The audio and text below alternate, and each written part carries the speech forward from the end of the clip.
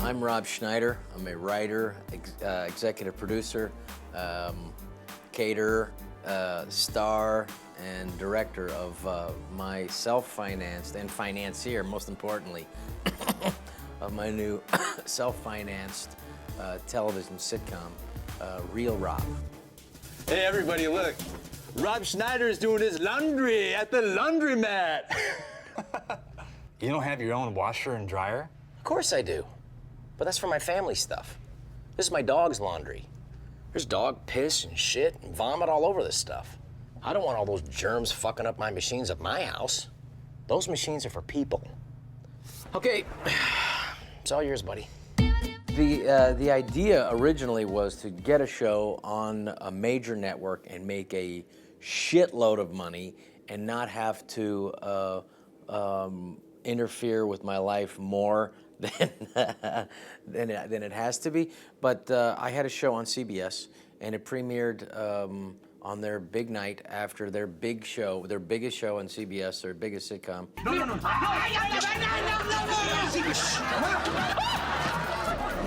We averaged 13.5 million. And I'm sorry, not average. That was our premiere, and people were like, "Whoa!" They were astounded by those numbers. And then we averaged 11 million over the 8 weeks.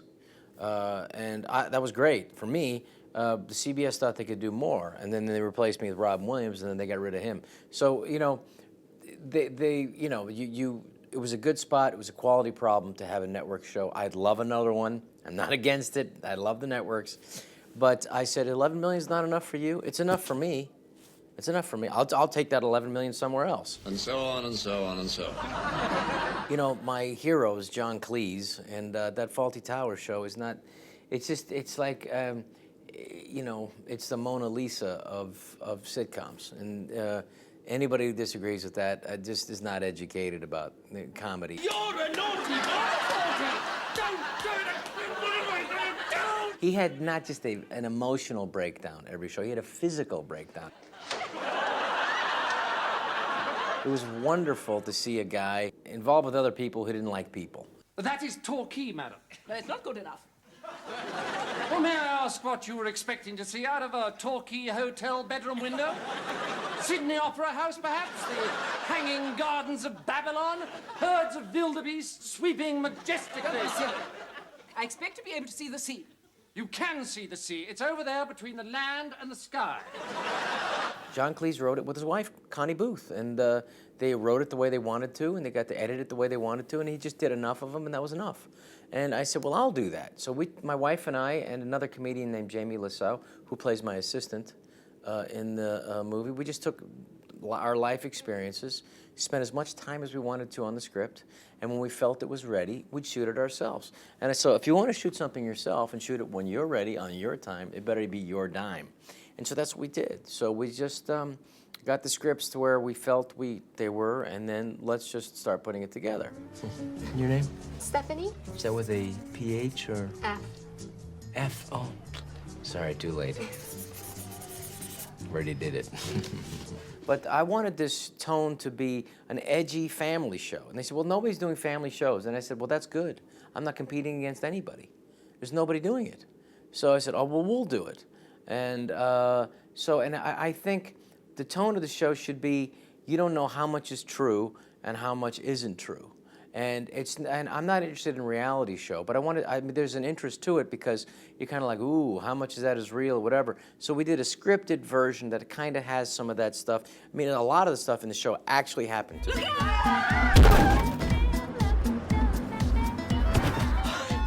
Okay. Oh, this is gonna be expensive. Fuck. Hey, mind if we take a selfie? Sure. You can do it! Is that guy dead? Yeah, he's all right. I really did hit a pedestrian on Sunset Boulevard. It really happened. He flipped over my car. I thought he was dead. The police came, and they walked right over him, and they're more interested in how I was doing because I'm famous. And they said, Mr. Schneider, are you okay? Can I get you a glass of water? You know, when you hit a pedestrian, it's very stressful. You know, would you like to sit down? Rob, we signed these. Yeah. What the hell is this? This is your movie, Deuce Bigelow. It's a blank disc. No, it's on there. I downloaded it from the internet. I did pay for the. My wife and I paid for the show ourselves. Yeah, and that was, that was something, because, but I found that the most expensive, when I did Rob's show on CBS, the most expensive facet of that show was this guy named Rob. So once we took that out of the equation, there's 10% of your cost right there. So we really didn't pay us, the writers, producers, the director, me, writer, me, my wife. We didn't get any money. We didn't take any money from ourselves. And the actors, really, we just got like the lowest budgeted thing we could do. And we just paid the crew, really. And we put everything into the look of the piece. But yeah, so getting financing, I ended up doing it all ourselves, because it's a multi-million-dollar show. You got to get some help. So I ended up selling 12% of the show to some friends who were like CEO people that I know in the business world, but no network people, no studio. I said, let's do it outside of that completely. So I showed them the scripts. I showed them what potentially we could do with international sales and blah, blah, blah. And we kept the cost down the best as we could. And we put the money on the screen. Your 20s, you go to the refrigerator, you don't see anything you like, you go to bed. Your 40s, you go to bed, you don't see anything you like, you go to the refrigerator. I remember like Jerry Seinfeld, I did an episode with Jerry. And I said, Jerry, how do you do 24 of these and make them great? He said, you don't. I said, you don't? He said, yeah, you make 6 that are great. You make another 6 that are pretty good. You make another 6 that you hope you can live with. And another 6 you hope your friends aren't in the country when it airs. And so, I kind of get what he's saying. So we just did 8. We're happy with the 8. You're getting a vasectomy. Or at least wear a condom. Well, that's not gonna happen. I already made him an appointment for next week. You shot in your balls? In the balls. Did they give you a pre-shot first? Yeah, a pre-shot in the balls. It's more painful than the shot. I don't think I should be making any decisions this important when I'm this high. Oh, this is gonna be good. This way I'll know exactly what it's like, and I'll be able to decide if I really want one. I can afford to do my own show, and whatever it makes, I'm happy with, because I got to make it. But that's not a business model. The business model is if I can show people and actual investors that I can take I can take a known quantity, a famous, hopefully international comedian, and replicate this, what I've done with my show, and show that, hey, this is profitable. Here are the markets we sold in. We sold it as an internet platform, however it ends up with, and then we can do the cable secondary show and then pay TV, whatever. For us, we'd have to bleep out some stuff. But there's also a possibility. We did it. We showed this to NBC. This can be shown. All right, catch it. Ready? I'm ready. It is high up. We can't have cell phones in class. It's okay. I'm famous. What did you do? She threw up. I am sorry about this. I'm sorry. I'll get some of that. If you're able to do a show and make it a really good show, then there's a really tremendous upside for you. The one thing about, I did a little movie called Deuce Bigalow that we made it for $12 million. It made $380 million in 13 months, and that's what they admit to. So God knows what Disney really made off that show. But it made me famous all over the world, that movie. And I was happy because you're in show business. But it'd be nice to recoup some of this stuff. So when you put your, as you said before, skin in the game, then you have the opportunity to reap some of the financial benefits. So we have an international distributor, a great company that is really behind the show, Tricon, and Tricon Film and Entertainment from Canada. And they love the show, and they get the show, and they get that we're trying to do something different. You don't think gay guys would hit on me? Udo, would you hit on me? But I'm not gay. What if I just grabbed your dick? Would you make me stop? And that usually there would be somebody floating around, and at CBS it was this woman named Wendy, and Wendy would come around, she'd give notes, and she'd say and it'd be notes not about comedy, yes, there's something, you can't have your wife taking off her eye makeup next to the bed watching TV. And I go, well, my wife, that's what she really does. Yeah. Well, tell her Tell your wife the network doesn't believe it. And so we had to take it out in the show. And I went like, wow, it isn't about reality, is it? And so I wanted to do something where I'd want to watch. And that's the key to it. You have to entertain yourself first and do something that you would love. And at the end of the day, if we spent millions of dollars, at least I'm happy with it. So I love that creative freedom, no one telling us. But then you still have to do, you still have to do a show. You just got to make it funny, and it can't be too crazy. You have to have some limits and some boundaries, and you have to. If nobody's giving them to you, you have to give them to yourself. I need you to put the hat on. I'm claustrophobic. Oh my God. You're claustrophobic. The gayest of all phobias. What?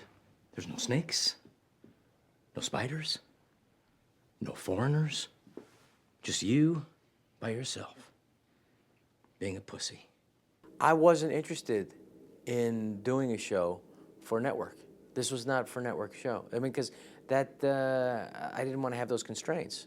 I wanted to do, so once I've left that, I mean, other people are going to leave that too.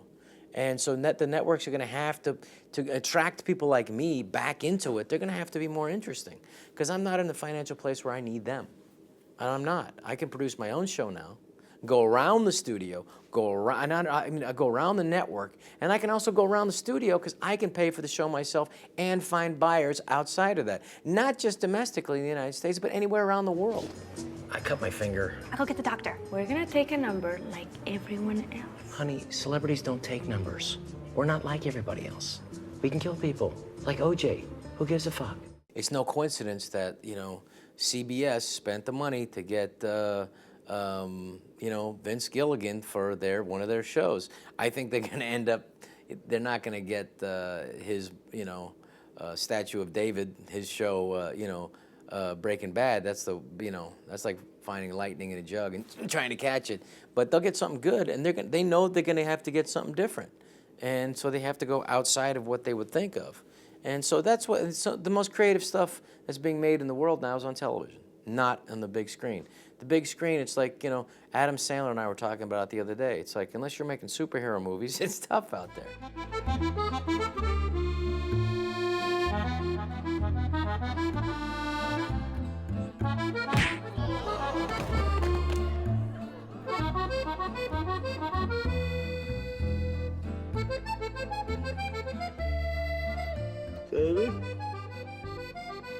Space?